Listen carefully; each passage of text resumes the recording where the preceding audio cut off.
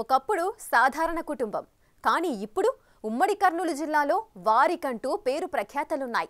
తమదైన శైలిలో రాజకీయం చేసిన ఆ కుటుంబమే ఇప్పుడు ప్రతిరోజు వార్తల్లో నిలుస్తూ ఏపీలో హాట్ టాపిక్గా మారింది. ప్రభుత్వ రంగ సంస్థల నుంచి తీసుకున్న రుణాలు సకాలంలో చెల్లించకపోవడంతో ఆస్తులు వేలం వేస్తామనే నోటీసులు వస్తున్నాయట. మరి 10-20 కాదు, ఏకంగా 300 కోట్ల రూపాయలకు కుచ్చుటోపీ పెట్టే ఆలోచనలో ఉన్నారనే టాక్ జిల్లాలో చర్చనీయాంశంగా మారింది. అసలేంటి మాజీ ఎంపీ బుట్టా రేణుక వ్యవహారం? ఒక్కసారిగా సీన్ ఇలా ఎందుకు మారింది? ఉమ్మడి కర్నూలు జిల్లాలో మారుమూల పుల్లగుమ్మి గ్రామంలో ఓ సాధారణ కుటుంబంలో జన్మించారు బుట్టా రేణుక. భర్త నీలకంఠం పారిశ్రామికవేత్తగా పేరు ప్రఖ్యాతలున్నాయి. భర్త సహకారంతో 2014 ఎన్నికల్లో వైసీపీ తరఫున కర్నూలు పార్లమెంటు సభ్యురాలుగా ఎన్నికయ్యారు బుట్టా రేణుక.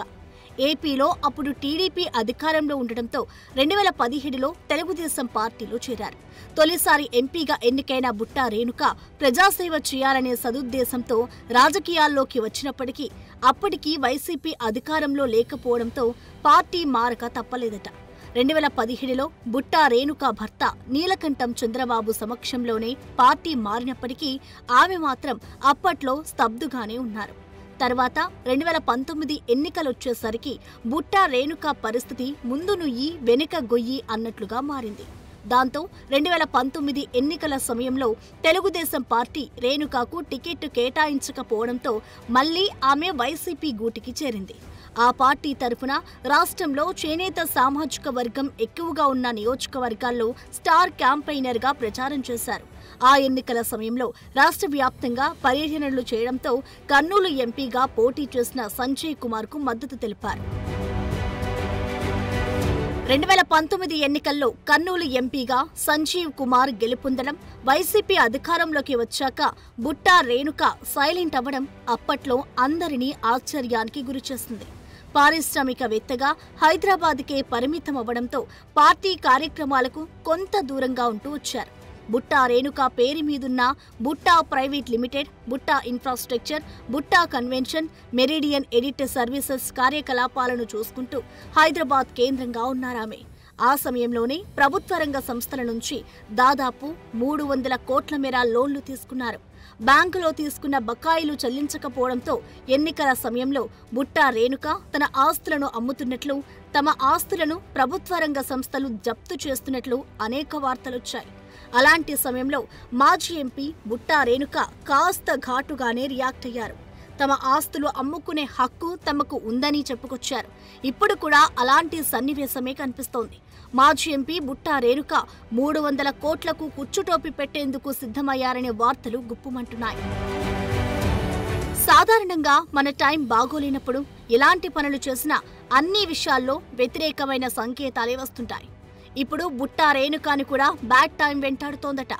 2014లో ఎంపీగా ఆమె రాజకీయ ప్రస్థానంగా ఘనంగానే మొదలైంది.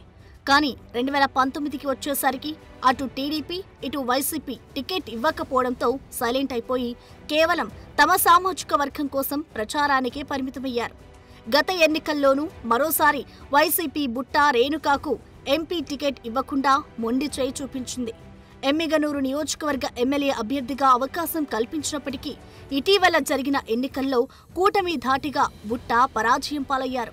అప్పటి నుంచి బుట్టా రేణుక పార్టీలు మారినా ఎలాంటి ఉపయోగం లేదని, బ్యాడ్ లక్ ఆమెను వెంటాడుతుందని పార్టీ వర్గాల్లోనే చర్చ జరుగుతోందట.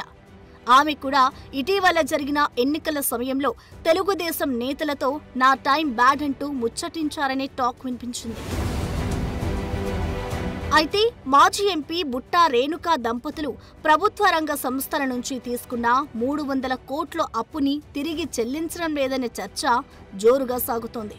దాంతో ప్రభుత్వ రంగ సంస్థలు బుట్టా రేణుక ఆస్తులు వేలం వేసే దిశగా అడుగులు వేస్తున్నాయట. 300 కోట్ల రూపాయల అప్పులో దాదాపుగా 40 కోట్ల వరకు రుణం చెల్లించారట. వారు తీసుకున్న 300 కోట్ల లోన్కు ప్రతి నెల వాయిదా చెల్లించాలంటే దాదాపు 3.5 కోట్ల వరకు అవుతుందని చెబుతున్నారు.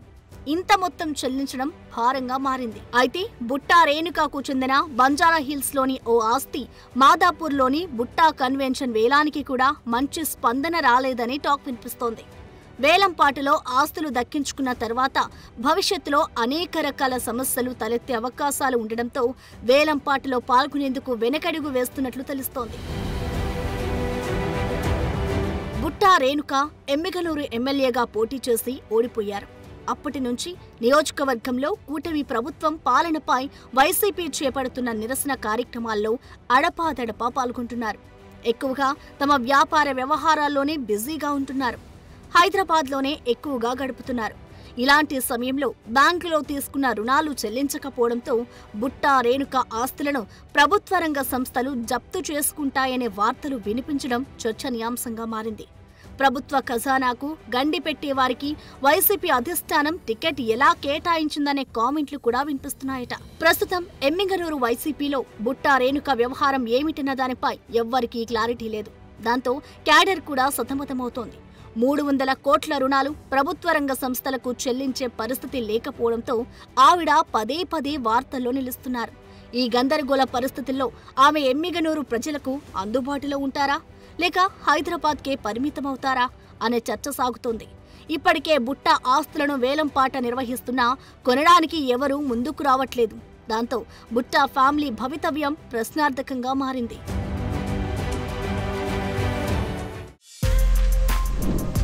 For more videos like this, subscribe Big TV channel.